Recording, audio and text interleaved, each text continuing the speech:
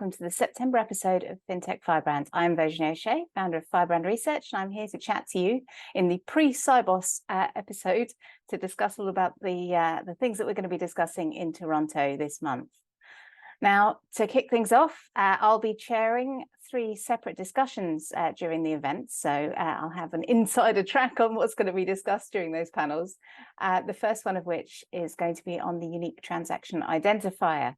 Now, the UTI is it's unfortunately called, is an important aspect with regards to helping firms track down different statuses for the settlement of their transactions. Now, Swift has been building different services around the UTI. It may be familiar to you if you're in the payments world. The unique transaction ID has been implemented in certain areas there. It's also being used for securities finance transaction reporting as well. So it already exists as a standard out there. The idea and the concept behind it is that we track everything at the firm level at the moment. We don't really have an industry-wide means of tracking each individual transaction when it's going from one end to the other end of the settlement chain. So the intent here is to make sure that firms can understand and appreciate where in the process the transaction is, be able to rectify issues more easily by contacting the various intermediaries that may be involved in that transaction. So my session is going to be talking about how various large financial institutions have been working with the UTI, what kind of benefits it's delivered for them. So that's going to be on the Monday. Other topics on the Monday, there's a whole range of different topics being discussed in a tribe as usual. As you can imagine, the agenda has been dominated by things like generative AI. That's going to be a very big topic this year, and everything from marketing on the fund side to using it for code with regards to programming and that kind of thing. So certainly expect generative AI to be a big topic. As always, we'll have a lot of discussions about blockchain on that note. I'll also be hosting a session on the Wednesday morning with digital assets. They're going to be talking with some of their clients from the exchanges and market infrastructure space about some of the interesting pilots that have been going on there, including the Hong Kong Stock Exchange with their Synapse project, which is a very interesting example of how the exchange is working with the Chinese market, which is on a T+0 settlement cycle, and the Hong Kong market, which is on a T+2 settlement cycle. So it should be some interesting discussions, as always, about T+1, I expect, during the week as well. That's another big topic I've been talking about endlessly, but I know that that's on the agenda as well throughout the week from various angles and discussion points about how the industry in both Canada and the US are adapting with regards to T+1, the move, which is going to happen in May next year. So certainly a lot of meat on the bones of those discussions with various different types of market participants. And now my other panel session, which is on the Tuesday afternoon, is going to be on tokenization. So that's been a big topic for Firebrand this month, as we've just put out our first report on tokenization, the reality behind all of the hype that's been going on out there. Now, tokenization is the process of transforming what is a traditional asset and turning it into a token that's on a distributed ledger technology of some form. It does not have to be blockchain. We spoke to a lot of different financial institutions, regulators and the like, to understand the perspectives around the globe towards tokenization. It's very different to cryptocurrency, but obviously there's a lot of regulatory concern about the different processes that need to be accounted for with regards to tokenization. So looking at it from the know your client aspect, for example, we don't have a digital ID, so that's going to be a big discussion point, no doubt, at Sibos.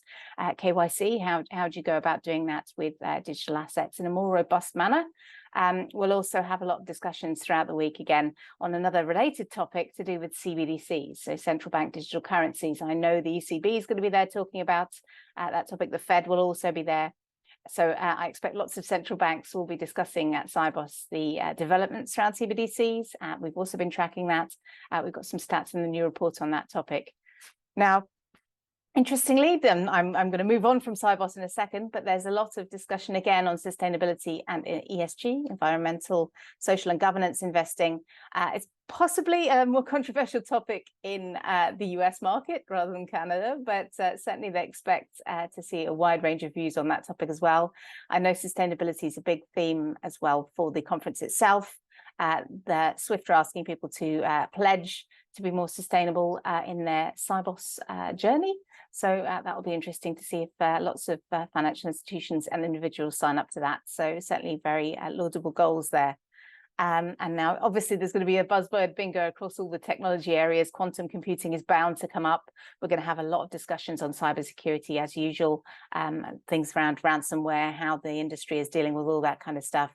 I expect operational resilience will also come up a fair bit. So as well as talking about some of the challenges we've seen in the North American markets around, the banks as well with regards to liquidity. So liquidity risk management, I expect, will also be another big topic and theme throughout the week. So I'm looking forward to it. Hopefully I will see some of you there. Certainly it will be a busy week with lots of different sessions to go and attend. Hopefully you can make it down to some of mine. Talking of busy summers, both the CFTC and the SEC in the US had an extremely busy finreg enforcement summer. So we've seen a large number of finreg enforcement actions during August, including many focused on the digital asset space. And there's also, on the counter side of that, there's also a fair number of lawsuits against the CFTC coming out with regards to some of the actions they've taken. So that could also be a very interesting topic next week and beyond. So certainly there was discussion with regards to the Grayscale judgments, where Grayscale has sort of won its point against the SEC with regards to the Bitcoin ETF it put through. So that will be interesting with regards to how Bitcoin ETFs turn out. I know that the SEC has been a little slow with regards to responding to the industry on that topic, but certainly on the cryptocurrency side, the crypto asset side, it will be interesting to see progression there as well. No, this is certainly not specific to fintech or financial services. An interesting development with the European Commission this month as well. The Digital Markets Act is now in motion. So the European Commission is focusing on the large big tech providers out there, the Alphabets, the Metas, the Microsofts, the Amazons of this world, and trying to hold them to account with regards to applying fair business conditions on business users.